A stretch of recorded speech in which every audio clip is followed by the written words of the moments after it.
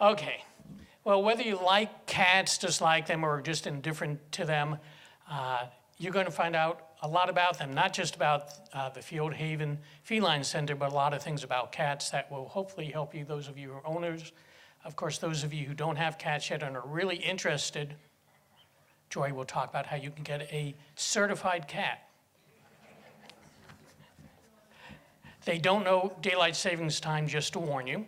We've been up since 4 this morning, but it was fun.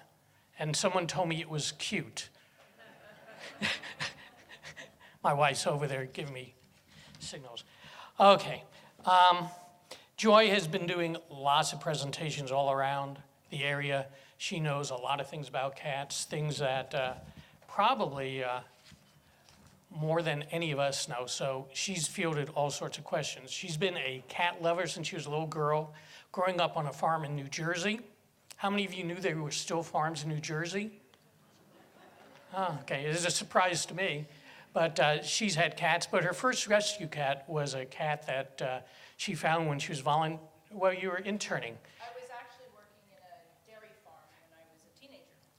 And she got a cat, she saved it, its name was Toad, it went to college with her. I don't know what degree it got, but catology. Like most of us, was probably catatonic during most of the presentations. It's great to have a crowd. Oh. I forgot my mic. It's okay. Some of us do a lot of presentations and we don't need a mic. So it's an interesting thing to have. Joy had a 30-year plus successful career in health and technology, and in 2001, when she and her husband Preston decided to retire and set up roots in Lincoln, they bought a property about 10 minutes outside of town. It's about 4 miles out of town. 4 miles outside. The first time you go there, you think it's like 40 miles, but it really is only about 4 miles. So anyway, they converted their property into the main center. They moved in there with 10, let me get this right, 2 horses, of which he also helps, by the way, a scurry of cats, a dog, and you did bring your husband, you said too, right? Yeah, he was invited along too. He was invited along. So without me rambling on, let me present to you Joy Smith, the co-founder and executive director of FieldHaven Feline Center.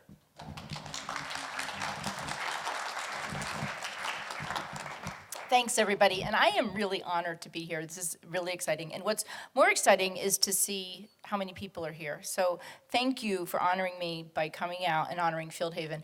And it's so wonderful to see how many familiar faces that are here in the audience, both volunteers, adopters, people I have met through just being a member of the community in Lincoln.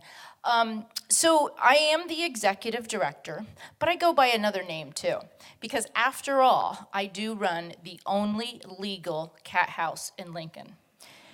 So I am the cat house madam as well.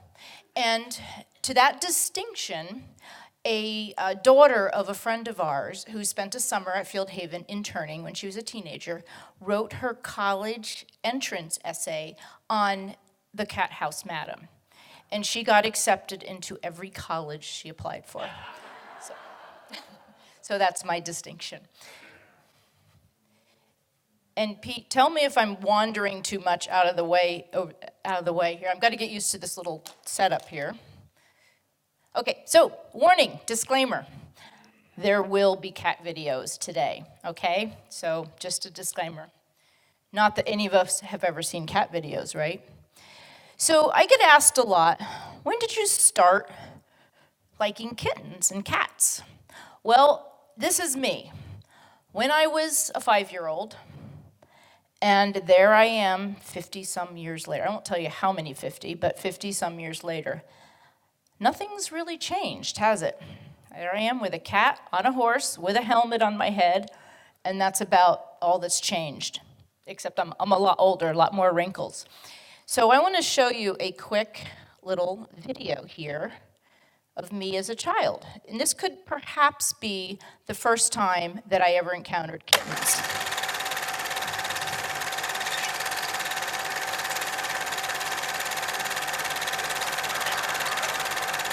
I was probably about 3 here.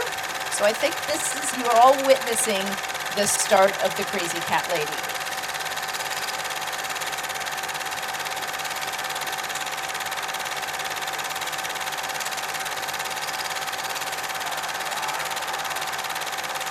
How embarrassing. The animal welfareists are going to come after me.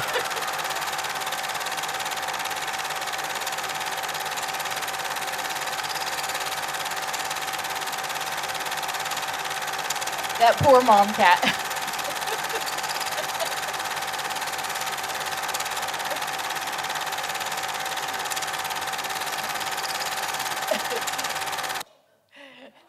So there you now have seen it. I have revealed myself.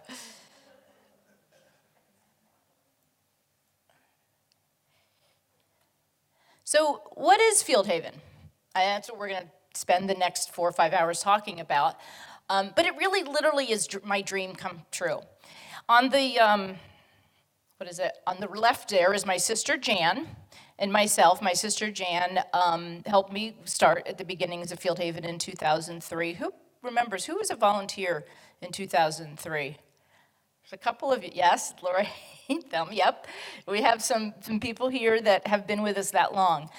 So people say to me all the time, well, when I win the lottery, I'm going to start FieldHaven. I'm going to start my own FieldHaven. Well, I'm here to tell you folks, I did not win the lottery. Not the conventional lottery, but I won the lottery of all of you, of all of the community, and all the people that helped and brought my dreams come through in building FieldHaven. So that's the lottery that I won.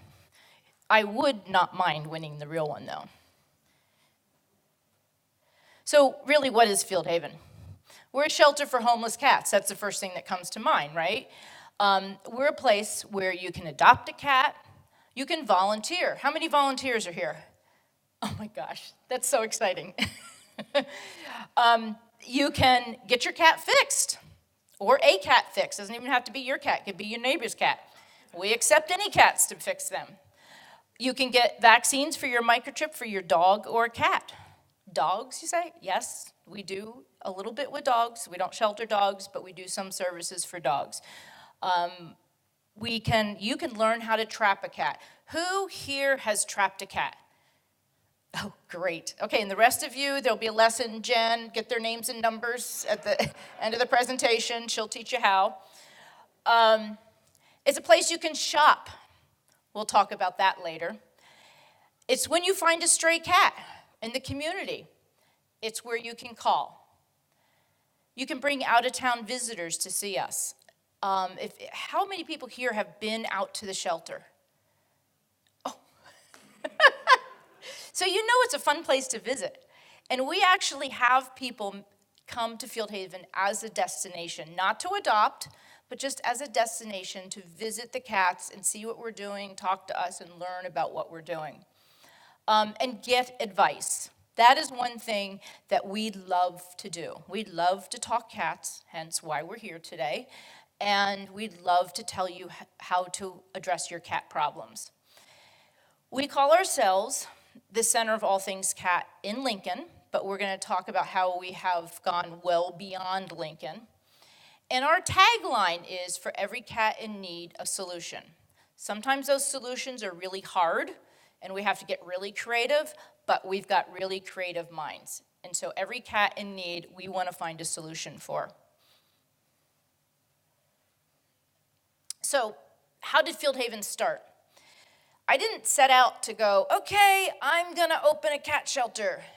That wasn't how it happened. I'm just not that kind of a person. And those of you that know me and have volunteered with me and worked with me know that I come up with an idea, and it's like, okay, hang on to your hats because Joy's got something up her, she's got some bug up her butt that we're going to do. Same with FieldHaven. It started with a phone call. So that picture there is what it was like. I was sitting in Chicago in my healthcare IT days at a dinner meeting, and my cell phone rang. And rudely, as I picked it, I answered it. And I said, hello, this is Joy. And this lady said, hi, Joy. Can you help this lady who has a ranch full of feral cats that need to be trapped and fixed? And I said, okay, but can I get done, with my business here in Chicago and when I get back to town? So that started at a ranch out on McCourtney Road, and my sister and I went out there and started helping this woman trap her feral cats, and we got them spayed and neutered, but hence there was some litters of tiny kittens that were too small to fix and put back out. So those kittens we put in my horse barn in the tack room, and we kept them there with their feral moms until they could grow up. We got them spayed and neutered, and I called my friends and my neighbors and my coworkers and said, you want a kitten? They're really cute. And I ran out of friends and coworkers and neighbors and relatives. So that was when we said, you know what? Let's go to the farmer's market and we'll set up. And I went to the internet, pulled off something that was an adoption application and, put FieldHaven on it because that was the name of our ranch. And so we went and yay, we got all those kittens adopted. And then guess what happened the next day? Bring, hello, I hear you rescue cats. So that's how it all started, literally. And this is where we've come. We started out in 2003. That's my tack room where we had some cages like you can see in the background there. And then we had a trailer, a single-wide trailer on the property that had some people living in it, and they moved out. And my husband said, I don't want to rent it out anymore. I don't want people coming on the property. I said, can I put the cats in there? And he's like, sure. I think he probably regrets that, but here we are now. In 2011, we built this new shelter. Actually, it was 2010 and 11 that we built that. Okay, so right now, we have grown even from then. We've got, let's see if I can operate this little thing here. There it is. We have over 10,000, I'm not really good at this. We have over 10,000 square feet of all about cats. Okay, so we've got the main shelter in rural Lincoln. Last year, we expanded that and opened up the Second Chance Ranch, which I'll talk to you about. And we have a surgery and dental center now for cats. We have had the dental center for a couple of years. We opened up the surgery center this year. We have satellite adoption centers at PetSmart Lincoln, PetSmart Rockland. And we've got FieldHaven Marketplace, which is our thrift store, with Champy's Cafe Adoption Center in downtown Lincoln. So we've kind of grown quite a bit. And so we've kind of, even from the time we built the shelter, we've grown a lot too. And here is sort of a picture of some of our locations. So we've got Champy's Adoption Center. I'm going to try this again here. Oh, I'm so bad at this thing. Here we go. There's Champy's Cafe Adoption Center. And down here is one of our PetSmart locations. And then down here is the Second Chance, Feral Ranch, and Camp Joe Willie. Camp Joe Willie is a space for cats that are for our rodent ranger program. And then there's also Buck's Barn in there, which is for our TNR programs. And then FieldHaven Marketplace downtown. So we're all over Lincoln. And then, so this is a question I get asked a lot. Well, you own FieldHaven, right? Or people say to me, they introduce me as the owner of FieldHaven. Well, yes, we own the property, but I don't own FieldHaven. FieldHaven is owned by all of you and everybody that supports FieldHaven, their donors, our board of directors, our volunteers, of which we have over 250, our staff members, of which we have about 17. So that is who owns FieldHaven. FieldHaven is an independent local charity. We receive no municipal funding. So everything we do, from turning the lights on to paying the insurance to taking care of the cats to paying for cat food, that is all achieved by donations. So we do not, like your municipal shelters who have a county or a city that pay for their basic expenses. that is all through our fundraisers and donations. And we take that responsibility of our donors very seriously, of the donations that you make to us. We have a board of directors, of which we can have 9. We actually have a couple of seats open in our board of directors. If anybody is interested, please feel free to talk to me. We are very interested in adding to our board of directors. And we have some board members here and a couple of ex-board members here as well. So where do we reside? What's our geographic range? Where do we serve? Well, first and foremost is our backyard, Lincoln. That is our priority. All of you that are in Lincoln, we try and serve you first. Then Placer County.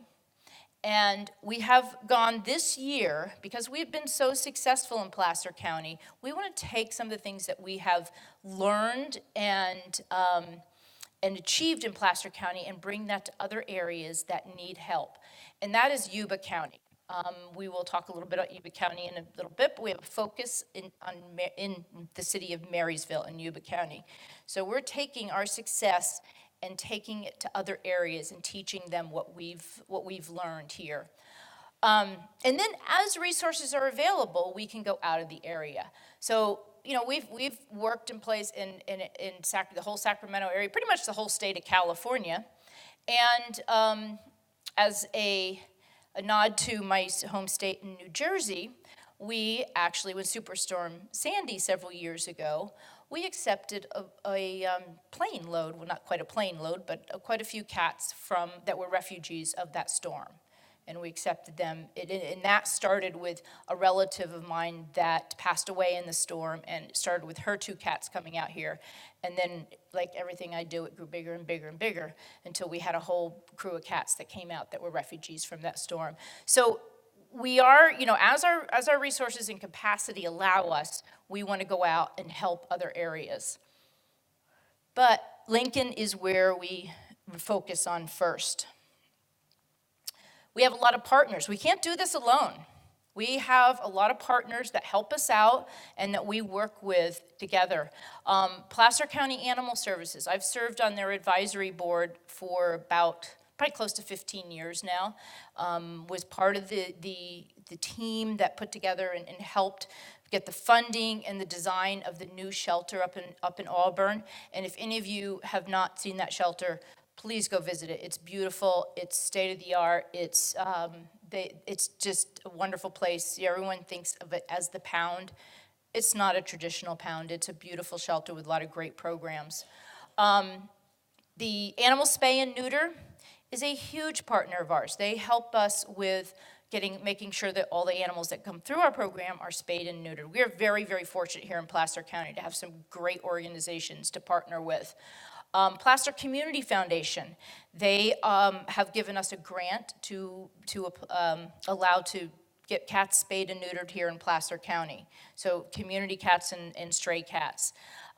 Loomis Basin Veterinary Clinic. We have emergencies in the middle of the night, or we need services that we can't provide at the shelter in our clinic. We partner with them. Placer SPCA, we partner with them with trading cats back and forth. Marysville Animal Care Services and Yuba County Animal Care Services are the organizations up in Yuba County that we're working with. And then going outside of our area, we partner with San Francisco SPCA and the Humane Society of Silicon Valley. And as a matter of fact, just last Saturday, several of us were at the San Francisco SPCA for the day for the annual science symposium on the science of cat behavior. So a whole day of listening about cat behavior. So that was fun. It was fun. We learned a lot of new things. And then national organizations, the ASPCA, Best Friends Animal Society, and Maddie's Fund, which is a huge funder of animal organizations. So those are all that we can't do what we do without the support of our partners. And we really treasure those relationships. So let's talk about Yuba County and Marysville. Just a little bit of a sobering statistics here. In 2017, that LRR number, that stands for live release rate. And it's just a nice way of saying that only 34% of the cats that went into the shelter in Yuba County in 2017 left alive. So that means that the rest of them did not leave alive. They were euthanized. So we realized we need to do something. They're our neighbors. They're only 30 miles to the north of us. Here we have in Placer County a 90+% live release rate. So we don't have a problem with animals dying in shelters in Placer County. Why 30 minutes north is such a horrible thing happening? So we decided that we would go up there in January and late December and say, okay, what can we do to help? We didn't have any extra funds. All we had was our ingenuity, our energy, our sweat, but we're gonna do something to help. And here's what we did. Between January and August, we turned that live release rate around from 3 out of 7 cats leaving the shelter alive to over 8 cats out of 10 leaving alive. So 84% live release rate. How did we do that? We did transfers. I called myself the cat broker. I was calling shelters all over the West Coast, and we were transferring cats to San Francisco, to Silicon Valley, to Seattle. Anybody that needed cats, which a lot of shelters do in areas that have really good programs. Even Placer County, even to our own shelter. You need cats? Okay, I got cats for you. And I mean, I was brokering them left and right. And then we would do community education, getting out into the community and saying, this is what we need to do. We don't have any money, but what we need to do is get a spay-neuter program going here. It's working. It's slow work. I will tell you, it's slow work. We had some grant funds which we have used up. We're applying for some more, but we were able to turn it around so that the feral cats that came into the shelter and were automatically euthanized at the end of their 3-day hold, we turned it around so that they were spayed and neutered and turned back out to where they came from. So feral cats became the safest. They had the best opportunity getting out of that shelter, which is usually they're the cats that never get out of a shelter. We're going to hold questions till the end. Thanks. We started doing vaccine and microchip clinics up there for dogs and cats. We're getting one of the clinics we held. We had 172 animals, and every month we have over 100 animals. We do it monthly. We're doing them at the Yuba County shelter and in Marysville. And then we're doing low-cost spay and neuter as much as we can, every penny. We have kids doing lemonade stands to raise money to spay and neuter 2 or 3 cats. You know what? Because it's 2 or 3 cats. So whatever we can do, and we're really achieving a lot there. It's hard work. It's heartbreaking at times because sometimes we're just really constrained by our resources, but we're trying. We're really, really trying. And then in Marysville, the most amazing thing happened in Marysville. Here's a town. How many of you are familiar with Marysville? It's a pretty kind of an Yuba County's economically depressed as a whole. So I had a call from, actually Jen gave me the call. She said, the police chief from Marysville called you, and he wants you to talk to you. This is last December. And so I called him back, and he said, you know, we need to do something in Marysville. We're thinking about getting our own animal services, our own animal control officer, starting our own animal services program and sort of breaking off from the Yuba County Animal Services Shelter. And there's a lot of cats in this city. There's a lot of cats. They're all over the place, and we're getting complaints. And the city council is after me to do something about all these cats. And he said, I keep hearing this thing about TNR. Are you all familiar? Who's not familiar with TNR? Oh, good. You're going to learn some good stuff here today. And he said, but what's this thing with TNR? What is that? Is there something that we could do here in Marysville? Boy, I'll tell you, I was in the car so fast, drove up there, and I was like, yes, we're going to do this. In June, we signed an agreement, a partnership with the city of Marysville. The city of Marysville is paying for it. We have limited funds, but at least they're putting their they're giving us what they can to start out, and we're going to hopefully get grants for the rest, paying for every cat in the city to be spayed and neutered. And it's just amazing. It is I just can't, I'm just so excited that I can't find words for it, because to find a city that is of their demographics and has such a problem, and they get it. 3/4 of the battle of working with cities and areas that have stray cats is to get city officials or county officials on board with what spay and neuter and trap, neuter, return, TNR is. That battle was all done.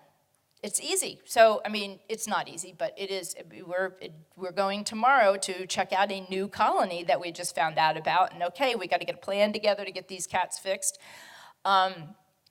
We are holding vaccine and microchip clinics there in the city of Marysville.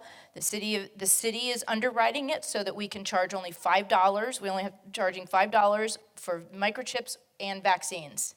So it's affordable for anybody. And the people are just lined up. Community education. I'm going around the city talking to people about TNR and what we're doing with the cats in town. I mean, wherever people want me, I will come and talk. And then we're, as you know by now, right? So, and we in a community foster program for underage kittens, which we just got a grant from Maddie's fund to fund that program, so we can have people in the community foster underage kittens and underwrite the cost of that. So that's one of the things that we're so proud of at FieldHaven is that we've got so much success here, but now we're taking it to other communities. And that's what makes me so proud of FieldHaven. That's my proudest part of it, I think. So numbers, we're all about numbers, and I'm a numbers person, and I sort of bore people sometimes with numbers and statistics and stuff, but they do speak. Numbers do speak, and just it shows here, we had adoptions in 2003. That very first year, we did 58 adoptions, which was pretty good. We were pretty excited about that. Last year, we did 904, and we're going to do at least that many this year. We might break 1,000. Last year, we took in 1,048 cats, okay? And 578 of those were kittens. Little tiny cute kittens. But we don't just take in cats. We do what we call community spays and neuters. So in addition to the cats that we bring in, we're spaying and neutering in the community. In that first year we did that, we got a grant from the Lincoln Community Foundation. Our first project was the Gladding McBean campus. And I think we did about 45 or 50 cats there. And we did 115 total in pretty much in Lincoln, just in Lincoln. Last year, in 2017, we did about 625. This year, we're going to do over 750. Those are cats that are not coming into FieldHaven. We're avoiding the shelter for them. We're getting them fixed. They're going back out where they came from. Our capacity at FieldHaven, it's a tough question. People say, that's a question I get a lot. How many cats do you have? And I was like, I want to just really shock everybody with, I got 142 right today. But we have our capacity at our shelters, between all the shelters we have, is about 80. But that's not how many we usually have. We usually have a lot more of that. How many here are foster parents or have fostered? See, that's how we can do it. That's how we can have our capacity of up during the height of kitten season up to 200. And we have a couple foster failures here. Foster fail is when you take the kittens to foster and they don't come back.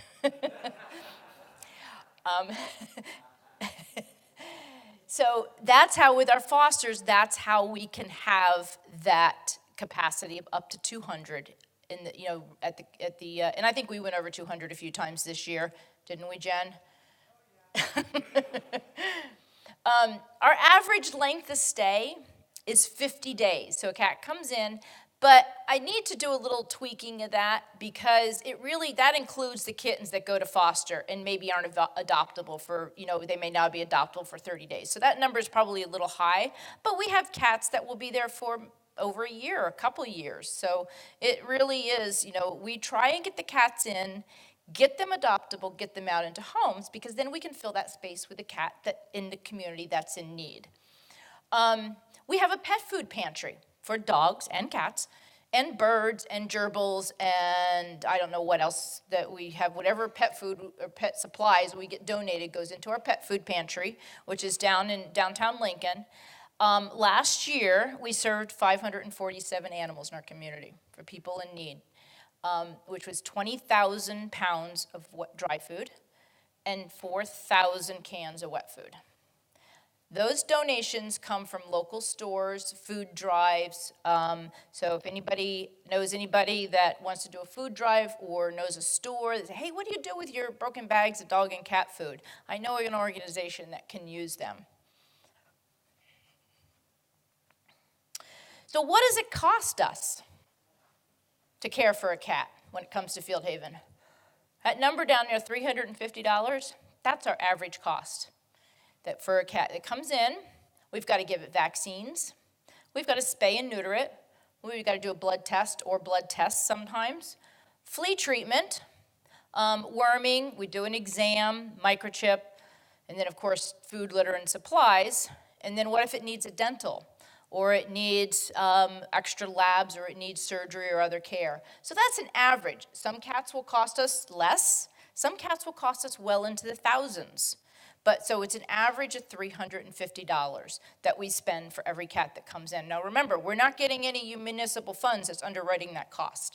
So your donations are what's sponsoring that adorable kitty to come in. So how do we pay the bills? Just look at that face. You know, that little face right there. Just like, donate to me, help me. The surprising number here, people think of our adoption fees. Well, that covers your cost, right? No, I just told you what the cost is. Our adoption fees are average of $60. So we lose money, and we're in a bad business model, really bad. We lose money on every cat we adopt out. So our income of our, our operating income is only 8% is covered by adoption fees. We want to get cats out the door. We want to get them into homes. Adoption fees is not a revenue stream for us, folks. It helps, what we can get is great, but our goal is to get these cats into homes. 2%, everyone's apply for grants, get grants. Grants are great, and we love them, and they help us a lot, but they are very onerous to apply for. If any of you have ever done grant submissions, you know that it's a lot of hard work, and they're very specific. They do not pay for operating costs. So they give you the money, they'll give you the money and say, we'll give you the money for this spay-neuter program, and they'll pay for the veterinarians, but they don't pay for everybody else that administers the whole program. So we have to cover that cost with donations. And our marketplace, which is our, George, raise your hand. George is our manager of the marketplace, which is our thrift store downtown. That's about 24% of our budget is the marketplace. So that is a really good revenue stream for us. We really want to keep growing. And the rest of it is donations and fundraisers, including our annual fundraiser. So that's how the breakdown, and there's categories within there, but that's the basic breakdown of how we pay the bills. And the bills are everything from paying the lights to insurance to actually helping care for the cats.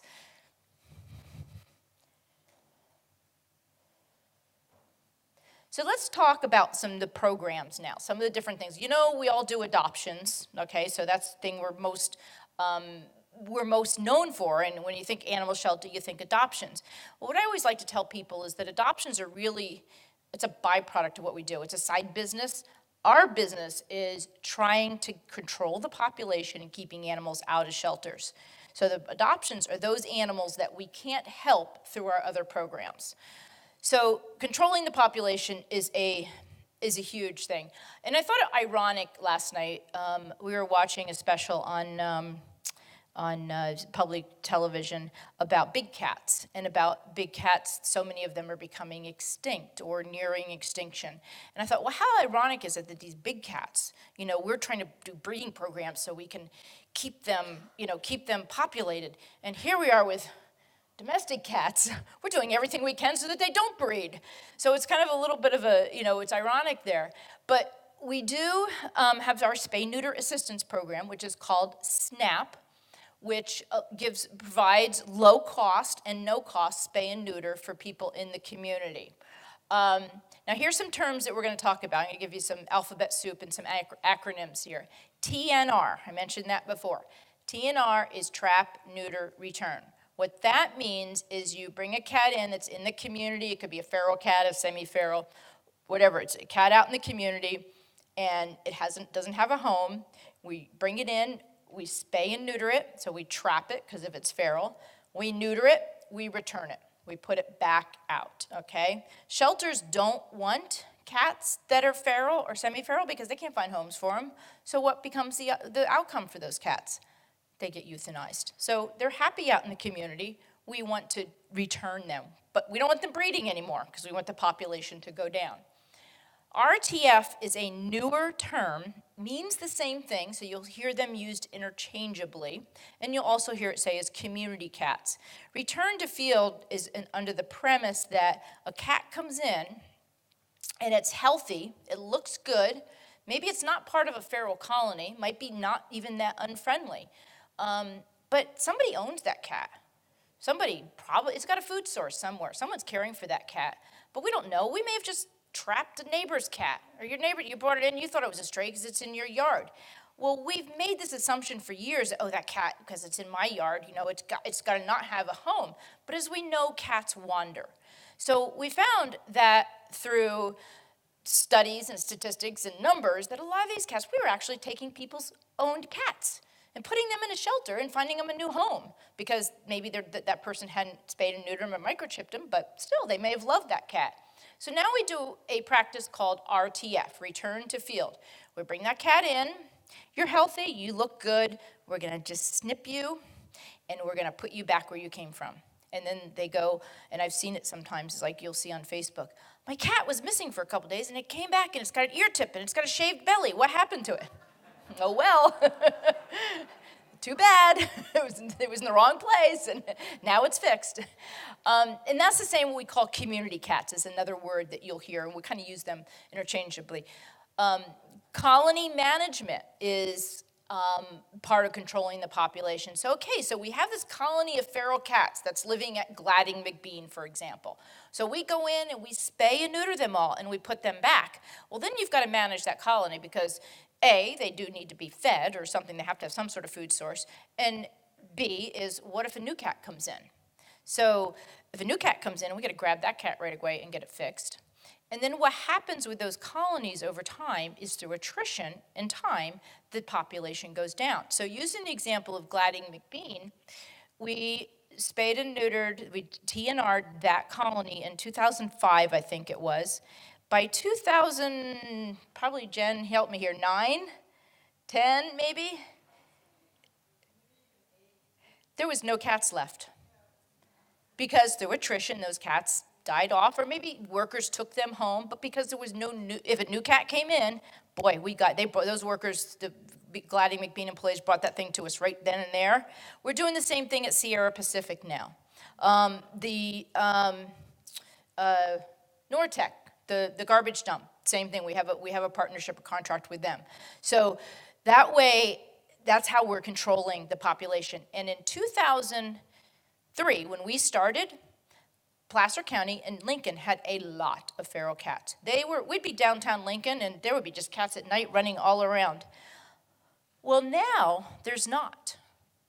And it's not because they all got homes. It's because we've been out there for the past 10 years or so. We really have this town under control. To the point of earlier this spring, I saw somebody posted on Good Neighbors that said, I live in downtown Lincoln, and guys, anybody else having a problem with rats and mice down here? There's not enough cats in downtown Lincoln anymore. So we might need to repopulate down there, Jen. Some of these we don't have homes for. But that's what happens when you manage the population then. So that's what we mean by colony management. So education, doing just what I'm doing right here, talking to everybody, teaching you new ways about what we're doing and how to manage feral cats. People say, well, let's just trap and remove them all. It doesn't work. We've been doing it for decades. We've been doing it a long time. It doesn't work. So if we have bird lovers, I'm sure we do have bird lovers. I don't want to get into debate here, but I'm on the same page as you. If you're a bird lover and you go, I don't want any stray cats out there because they're hurting my birds, I'm on the same page. We're all on the same page. The only thing that works is TNR. Trap and remove doesn't work. We've been doing it for 40, 50 years. Doesn't work. It actually creates a vacuum and new cats move in and the population explodes. Feeding bans, I hear, don't feed the cats. Well, they're just going to go someplace else, or they'll stay right there and just have less, and they'll be sicker and noisier. So the only solution, even if you're a bird lover and don't believe any cat should ever be outside the confines of somebody's yard or living room, we're all on the same page, and TNR is the only solution. Okay, so what is TNR and RTF? I think I just talked about that. Yeah, I think I did pretty much cover. Oh, ear tipping. So we do ear tipping, and what ear tipping is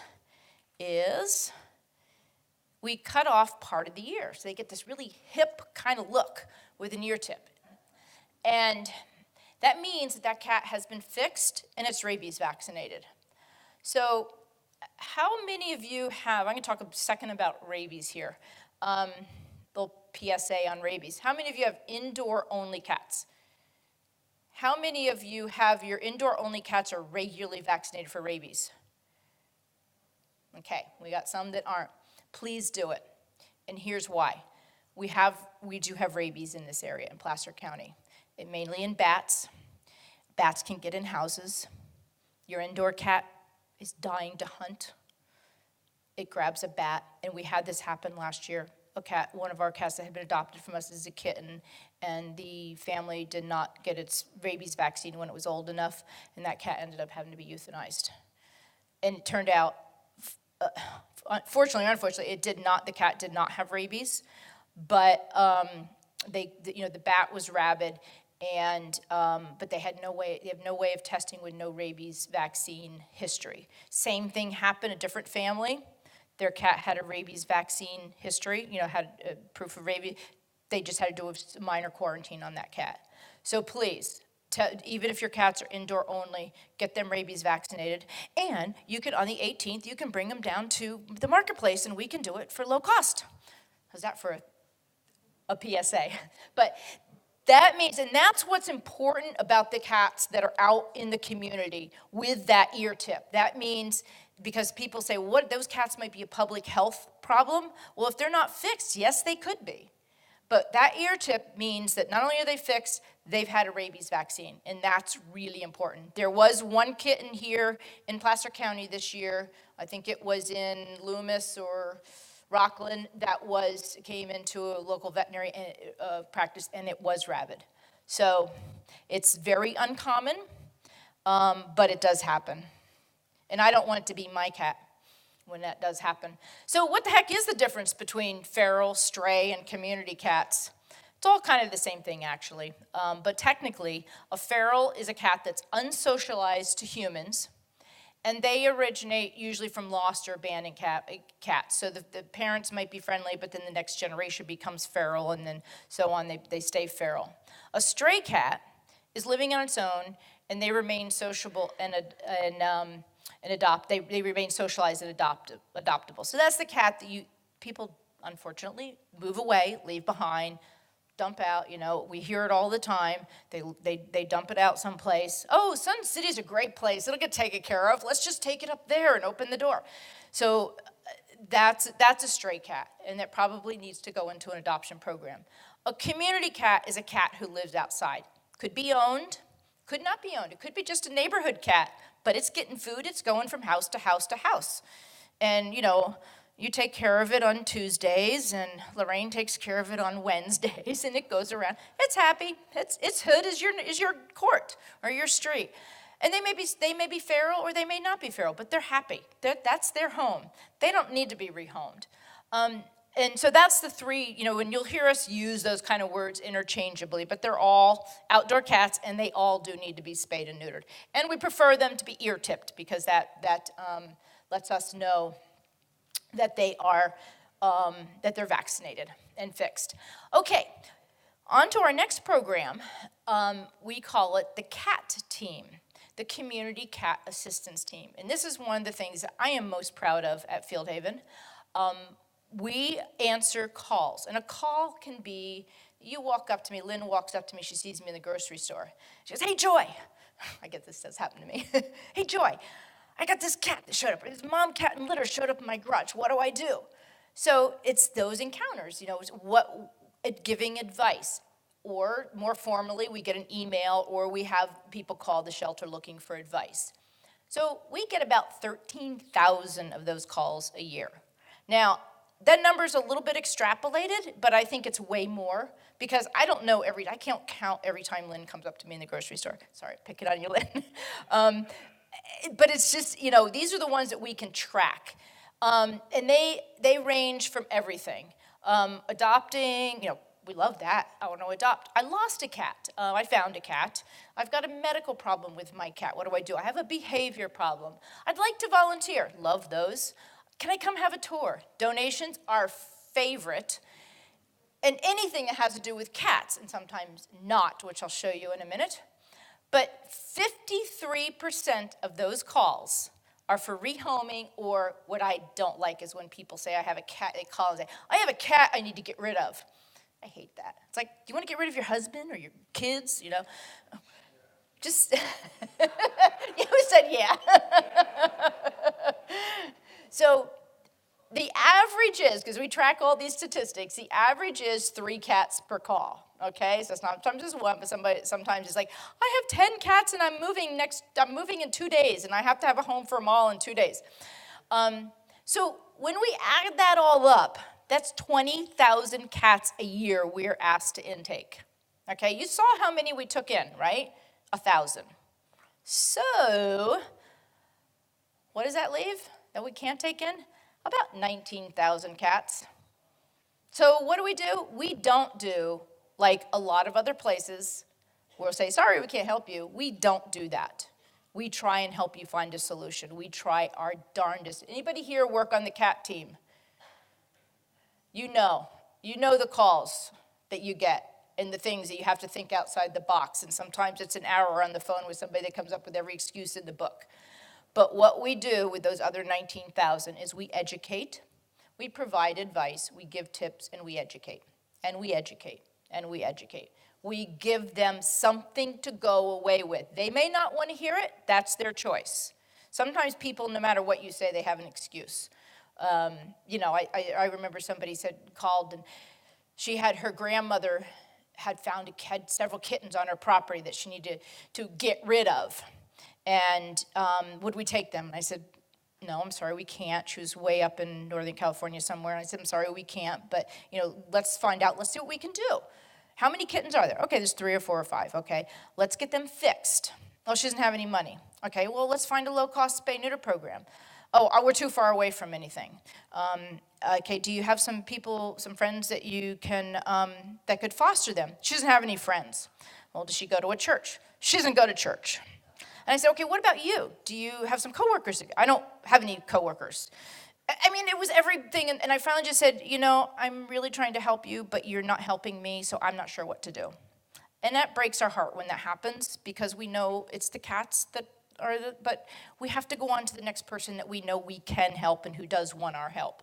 I know I'm not doing a really good job of selling being on the cat team, but but we are always looking for people, and it is a problem solving. I love it because and that kind of call, I got to tell you, don't you think that's not the norm? Yeah, say yes. People are usually grateful. They're like, people will say, I've called 30 places and you're the only people that would talk to me. Thank you. You didn't give me a solution, but you talked to me. You listened. That's the norm. People really do. And I always tell people, you know what? The fact that they picked up the phone and called us, they care just this much, and that's maybe just enough for us to get in and help them find a solution. So really, if you like doing customer service and you like problem solving, that is a really great volunteer opportunity. Okay, so, but we get some kind of unusual calls sometimes. And so we had a lady that wanted to take her rabbits. And she said, we don't take rabbits. She goes, well, then can I just drop off my dog? Okay. Someone had a bird in their pool. Okay, we could come, one of our rodent rangers now. And some lady called and said there was an animal in her attic. What kind of animal? I don't know. Can you come out and look? And then this is one of my favorites. I found a kitten. I brought her home, and it's been a few days. His make this really weird sound like it's vibrating. They had no idea what a purr was. So can I make an appointment to neuter my dog? We get that all the time. And this one was kind of, it had a one-legged duck. We wanted to bring it to FieldHaven so we could put it in our pond. But the great part of it is that we answer all those calls too. You know, we do what we can. You know, where's Laura, Gold Country Wildlife over here? You know, we try. You know, we neuter dog. We're going to give them places, so we do that. We don't care. And sometimes people will say that I'm calling you. I know this is nothing you do, but you're the only people I know that answer the phone. So we want to help those people. Okay, we have a program called the 10th Love. Well, I like that. Maybe that's what we should call it, the 10th Life Club. And it's for cats that need extraordinary medical care and or surgical rehab. That are just cats that are really down and out in typical shelters, municipal shelters. They don't have the time to or resources to treat them, and we try. We try as our resources allow. And these are cats that really we put a whole lot of effort into. And when they recover, it means the world to us.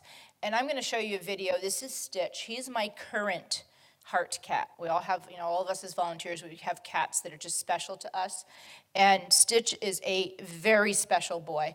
And there is, I will tell you that before I start the video, that there is, when I did this video, I was very, very sensitive to that. There was he came in with a very, very severe injury.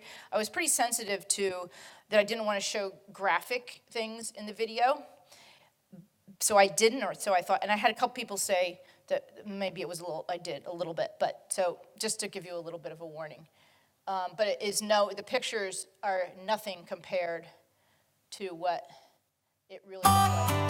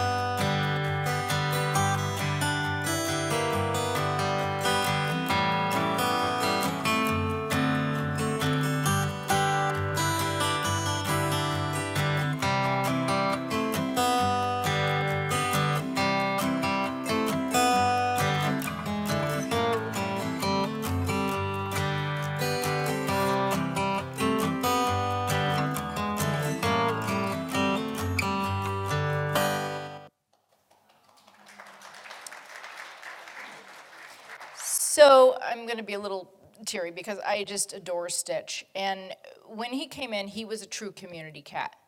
A family brought him in that had been feeding him in their community. She kept saying, she said, we've been meaning to get him fixed, but he's kind of a little bit shy. And I was like, I had to catch him. And the wound was so horrible. It was basically down, all of his skin was just gone. I mean, it was just hanging down. and it probably was a cat bite abscess that had just gotten necrotic and infected and just kept getting worse and worse. It smelled. I mean, they found him under their house by following the smell. It was maggot infested. I mean, it was horrible. But Stitch showed, and it really wouldn't have been wrong to euthanize this cat for humane reasons, but he showed there was a spark in his eye. He sat up. He's like, can you guys try for me? Can you please try? And we did. Both our veterinarians got together and they said, okay, should we, you know, what, blah, blah, blah. And they came back and we're going to try. And it was really touch and go for about 10 days. We did not know if he was going to make it. He was so anemic. I mean, it was just awful. He was so septic. And then after he's recovered, he was an outdoor cat. So the people said, we can take him back. And that was kind of the plan. Then it got to the point where we'd had him for 5 months. And you saw, I'm pretty realistic about cats being outdoors. But I was like, I don't want Stitch he wants to be in a home, right? But we didn't know if Stitch would handle being in a home. So we have these wonderful fosters that we actually call fospice, that will take certain cats with situations and foster them. So we decided that Stitch was going to go to Donna's home, and her current foster was going to come back to the shelter, and Stitch was going to go to her home, and so we could decide if he could be an indoor-only cat. So I'm going to let you guys tell me what you think.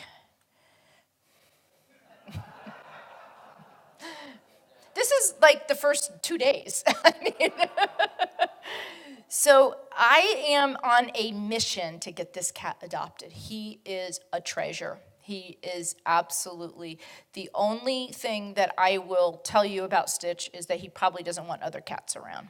So he likes to be an only cat. Okay, so adoptions. Of course we do adoptions, and here's some examples of our adoptions. One of the things that we do is that we have what we call our alumni, and we have a Facebook page for our alumni, so people who adopt from us can keep sharing their cat pictures and videos and amongst each other, and we stay in touch with them. We want you to be part of the family and ongoing, and we love hearing about kitties that were adopted from us. Our Rodent Ranger program, which is traditionally called a barn cat program. So we have, and Jen Paul over here runs that program, and we have the traditional barns, stables, ranches that do rodent rangers and what need barn cats. But not only is it just ranches and that type of thing, but warehouses, wineries, breweries, offices. This is Tripp and Lincoln. They don't look like they're living in a barn, do they?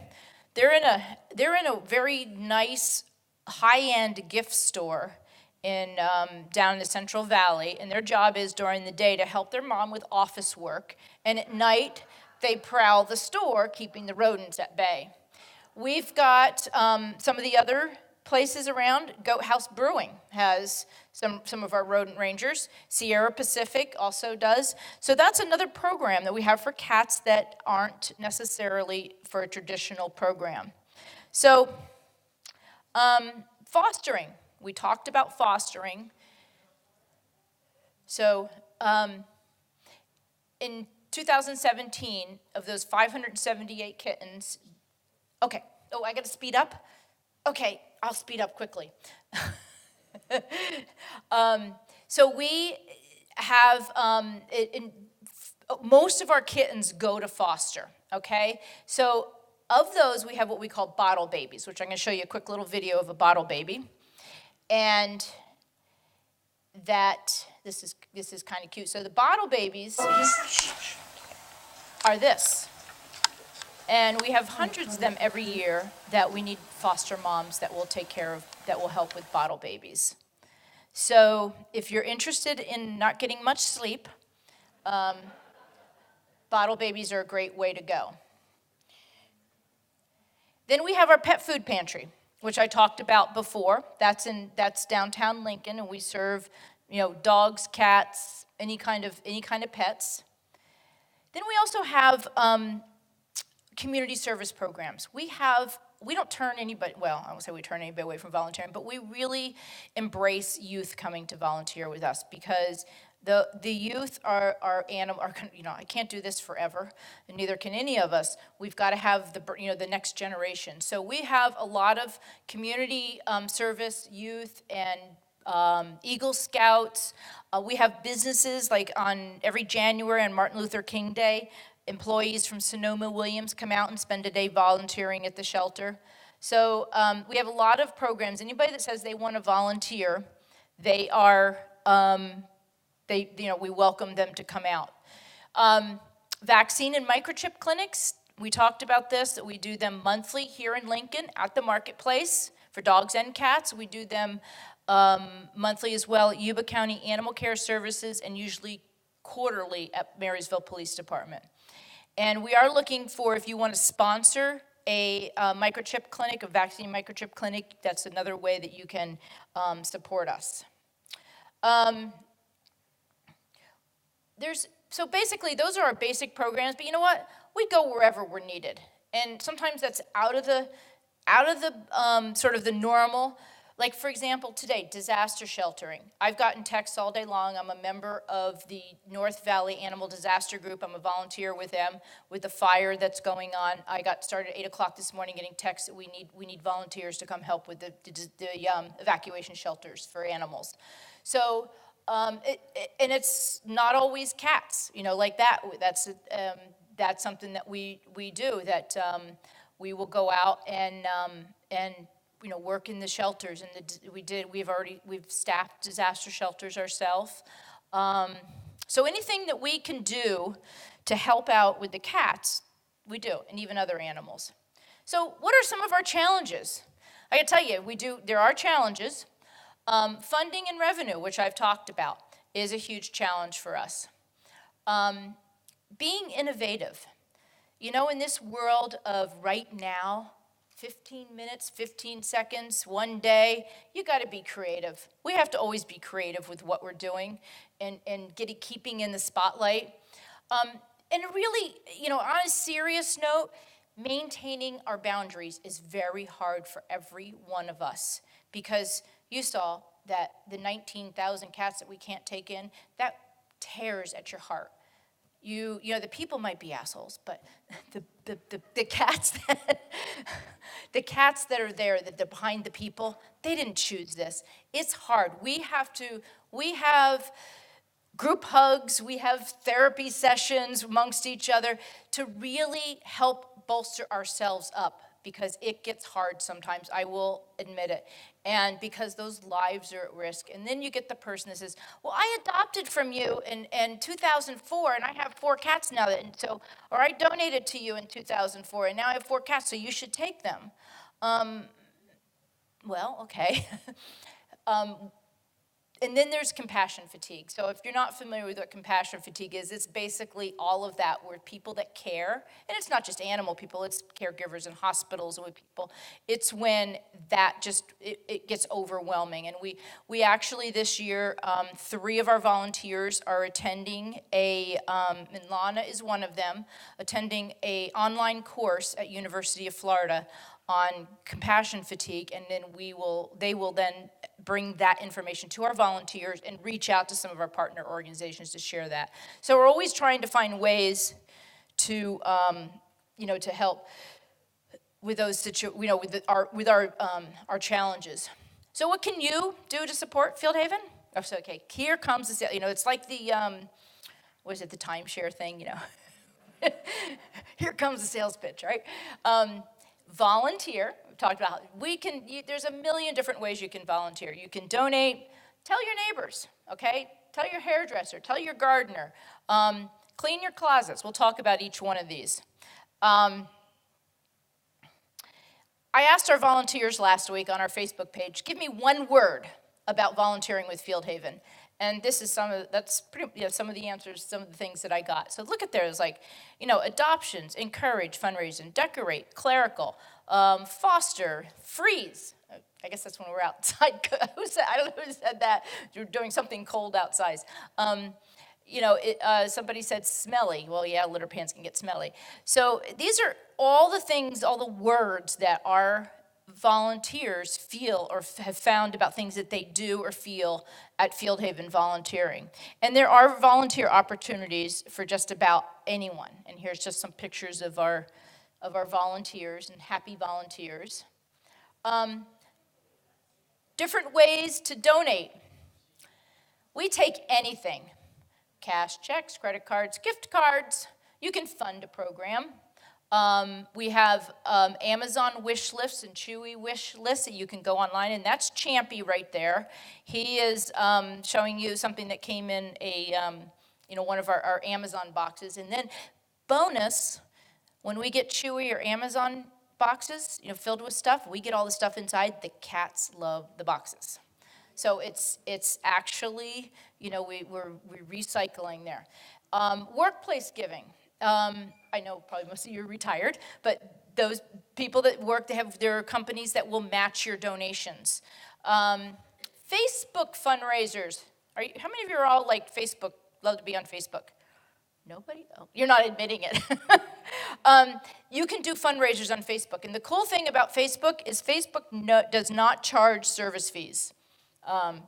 So your donations, what you donate $20, $20 comes to us. There's no 3% service charge or anything. You can do honorary memorial donations for your kitty's birthday or adoptiversary. You can make a donation in their honor. You can sponsor a cat or kitten intake or their adoption. Legacy giving. Stocks. And then the marketplace, you can donate, you can shop, and you can do like I do, drop stuff off in the back, then come in the front and shop. We like that best. That's the ultimate in recycling. So I think a lot of us do that. We have the Champy's Champions, which is a monthly giving program. So this is like our little Champy's Champions. You get a VIP card if you're a Champy's Champion. And then you get a monthly story and a letter from Champy. How cool is that? Who here are Champy's Champions? Don't you love hearing from Champy every month? He married somebody last month. Did you get that one yet? I think that just went out in the mail. He actually officiated at a wedding. Well, I did, and he carried the rings. But we have bricks that you can that go on the patio, and then we have our fundraiser, our annual fundraiser. So those of you who have not been to the Marketplace or Champy's Cafe, it's in downtown Lincoln, across from Lincoln Chinese. That's the landmark I always give people. Great merchandise. We have an outdoor area for events, and we encourage you to shop and donate, whenever you're cleaning your closets. Classics, Cats, and Cabernet is our annual fundraiser. It brings in about 18% of our operating funds every year, so it's a pretty significant fundraiser. And it's fun. We have, the day of is fun. The prep, the 6 months before is kind of hard, but this year was our 10th annual, and it's held on the FieldHaven property. Who here has been to a Classics, Cats, and Cabernet? Oh, yes, I love it. I love it. Okay, so I'm going to skip through. In the interest of time, I'm going to skip a few slides. But I want to just go over one thing, informational thing. Because I get this thought, what do I do if I find a cat? Okay, so here's a couple steps. Is the cat friendly or feral? Is it healthy or not? Is it in a safe place? Okay, these are things you just want to ask yourself. Is it microchipped? How do you know that? You can bring it to FieldHaven, to the Marketplace, to any veterinarian, police department, animal shelter, and they'll scan it. Then does it have an ear tip? If it's an ear tip, it's probably a community cat. So it may not be, have a true home, or it's just out kind of doing its walkabout. We encourage you to post it on Facebook, post pictures. That's where most cats are found and reunited with their owners. Facebook, Nextdoor. You can contact if all those fail and you still can't, or this cat is is not healthy, and you think it needs help right away. You can contact your local animal control, which is Lincoln Police Department, or Placer County Animal Services. It's not Placer SPCA. They serve just the city of Roseville. And I've told you a lot of stuff, so just call us and we'll tell you all this over the phone. Because might not remember all that. So, okay, I just have one thing in closing that I want to show you all, and then we can open it up for questions, okay? So, you remember back in the beginning at the video that we did, and we did the silent movie video with me as a child. Well, this is what I was saying. We put the... Hi, I'm Joy, and these are my chickens. Look, they're all mine. One, there's two, there's three, four little chickens, and they're all mine, and I'm taking care of. Wait, no, she's not taking care of them. I'm taking care of them. They're my chickens, and I'm gonna take care of them. I'm gonna hold them right here. I'm gonna hold them very, very careful. I'm loving them. What is this? Is that a boy or a girl? We have to find out because they're gonna spayed and wait, Mom, wait, come back. That's my chickens. Bring it back. Those are my chickens. I'm gonna put them in here. They're gonna be spayed and neutered. It'll be very, very safe. I promise, Mommy, because that's what I do. I get everybody spayed and neutered. 1, 2, 3, 4, and here we go. We're gonna go to the veterinarian, and then they'll be spayed, okay? Okay, it's very safe. I promise.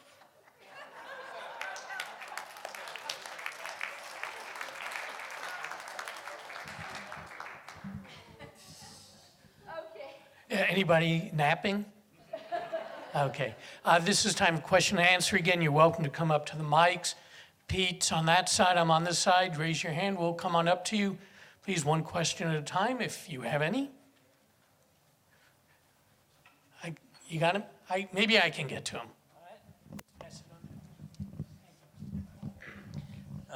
Joy, at one time, I know you provided rather routine veterinary services out at the shelter, because I know we brought Ashley out there to be examined. Have you suspended doing that now?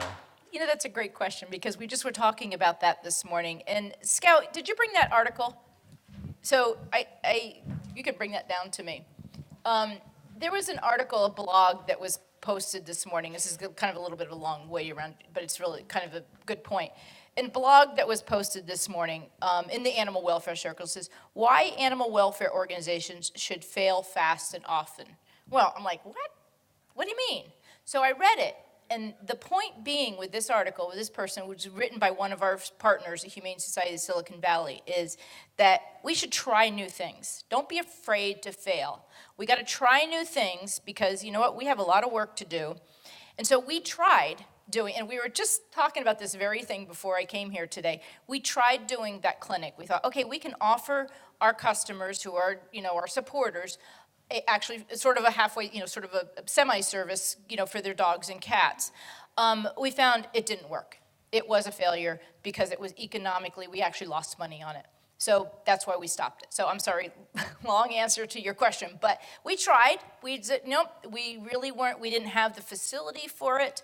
It became intrusive in the work of our other work, which was our core mission. So maybe someday, later on we can do that.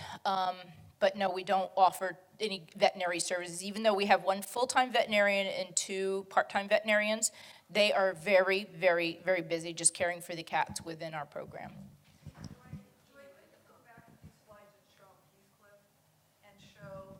Oh, okay. Let's wait for the mic. I think she heard. If you go back a couple of slides, what Joy's talking about with veterinary services is very often, this little video will make you very happy, but very often what we need is above and beyond what we're capable of doing within our shelter. And this is one of those situations. I think that you guys will enjoy seeing this.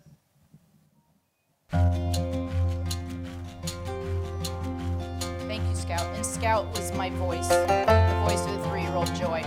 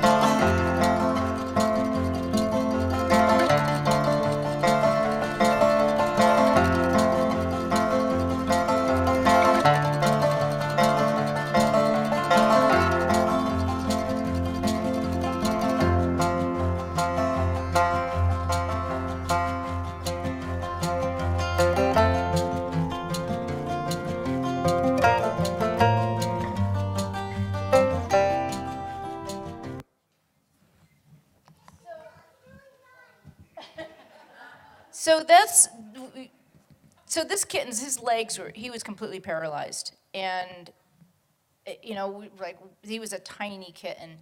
But our veterinarians said, you know what, we're not going to give up on this kitten. And I've got people I know that want to help. This is reaching out and networking. And that's the kind of stuff that we do at FieldHaven that's very different. And that your support funds and people like kittens like Heathcliff. Please use the mics like this. His recording is going to be used by FieldHaven, and we'd like the questioners to be on the recording as well. So please use the mic. Thanks, Rachel. Okay. Hi, Joy. I far too often encounter people whose mother, for example, would be going into assisted living, and her condition is such that even though the facility might allow pets, the mother is just too old to have the responsibility for the pet. And people ask me, Rachel, do you know of a sanctuary? And I don't want them to dump the cats. Do you have any advice? Because when people hear their kid, oh, don't worry, Mom, I'll take care of the pet. Well, then, my boyfriend's allergic. You're nodding. This. Yeah, and we hear this often. This is one of the things that we get, and things that kind of, really frustrates us because, this pet, whether dog or cat or whatever, meant the world to their relative, and here they're ready to just like toss it aside. So there's no real answer to that, Rachel, except that we work with each person and we try and find a solution. But there is FieldHaven. Don't get me wrong. FieldHaven is not a sanctuary. Okay, we have a couple of sanctuary cats, like some of you knew Hot Rod, because no one wanted to adopt her, basically. But we are not a sanctuary. We don't have the capacity to do that. And there are sanctuaries, but it's going to cost a lot of money to put a cat in that situation. Our goal is to try and get a cat into a home. And if possible, we don't want to do it by having the cat come to the shelter. So we will help them rehome the cat on their own. But they have to put some skin in the game.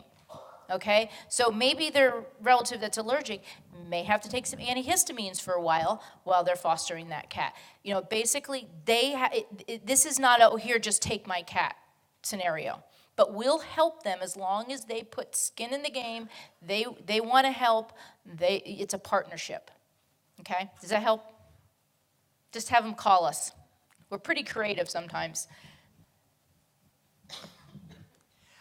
What is Champy's story? Champy. I should have brought him. I'm sorry I didn't. Champy came to us, he's about 4 years ago. It's part of a large overcrowding situation where we took in 60 cats in 2 days. Most of them had conditions in their eye, which we call herpes virus, which is basically an infection in the eye. And Champy was one of the kittens that came from there. Both his eyes were so badly infected that time he had no vision. We had most of the cats had that had the herpes virus, but through all of them, all the 60 cats and the efforts of our partners, our veterinary partners, including Animal Eye Center in Rockland, Dr. Horikawa there, we saved every cat's vision except for Champy. Kathy has Champy's cousin, Peanut, who has maybe this much vision, but she has some vision. So Champy became kind of our spokescat, and it became, we were adopting them all out. And at the end of the year, I was like, no, Champy's staying with me. And he became a I adopted him, but then he went and lived in Champy's Cafe and presided over Champy's Cafe for about a year. And then I brought him home for Christmas a couple years ago for the holiday, and he's now in my bed. But he still does do public appearances. Joy, you keep talking about your FieldHaven retail stuff, but you haven't told us where it is and what is the cafe and where is that and stuff like that there. Okay. FieldHaven Marketplace is in downtown Lincoln, so it's at 454F, as in Farrell or FieldHaven, so just remember that street, across from Lincoln Chinese. And inside that is Champy's Cafe, which is the adoption center, and it's got Wi-Fi. We have meetings there all the time. You can meet a friend, you can bring in your lunch, so we have coffee and tea there. And you just get to play with the cats or adopt a cat from there as well. Okay, before the last question, and some of you escaped, please, if you would, fill out the card on the back. There are pencils by the door, and there's a box. You can just drop them on the table outside. Okay, so a hand over here. Well, I don't really have a question. I just wanted to mention that most of you might know, or maybe don't know, that Neighborhood Watch here in Lincoln Hills has 2 microchip readers. So if you... Good to know. Good to know. So if you do find a dog or a cat, and you can get close enough, call Neighborhood Watch, and they will come out and see if it has a chip. And that's the first start. That's the first start. Great, that is good to know. Any other questions? Everybody? Oh, wait, one more question. I just had a realization, or an epiphany if you want to talk about it. 50 years ago, I was stationed at Beale Air Force Base, newly married, and I was about to begin one of my frequent departures for parts unknown with my new wife staying here all by herself, and I bought her a cat. I love you. And we had that cat for about 20 years. It was a black cat, and she named it Amos, if anybody remember who Amos and Andy were. Anyway, about 20 years later, I had a daughter go to college. She went away up to Chico, and we were living at that time in Folsom.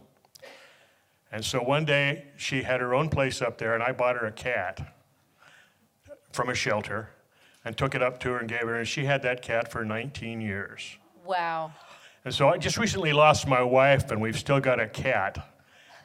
And the cat has been such great company to me, but I realize that that's the real benefit that cats have, is that they're good company. They And are. so They are. thank you for what you do, and God bless you. Thank you, and thank you. Real men love cats, right? I think, okay, we're going to take one more question. Thank you. Mine is really not a question. It's a quick story. We have a black cat, and we lived in Pennsylvania, and we go to Arizona in the wintertime, and we were bringing our cat, who had not been in a car except for very few blocks, and we asked the vet, what do you suggest to get her acclimated? And the vet said, get lavender soap and start washing your hands with lavender soap and use lavender lotion, and then pet your cat each day with that. And we started to do that. I started to do that. And we got her in the car, and she cried for 5 minutes. I petted her, and she's been fine ever since. And she has driven back and forth 5 days at a time. That's in a the great car. story. And she has seems to really enjoy it. And she was scared to death to begin with. So I just make that suggestion. If possible, you have to go somewhere with your cat at a long distance. I love it because she became used to, she associated that smell with being in her home and you petting her. It could have been, may have not just even been the lavender, but it was that smell. It smelled like you. That's a great story. Thank you for sharing that. Okay. I not only want to thank Joy for her splendid presentation, I want to thank Pete and Patty again, who's hiding back there in the dark, I guess, for all their technical assistance. And again, this will be available on video in the next day, they say, but given 2 days. Okay, thank you, Joy. Thank you, everybody. Thank you all.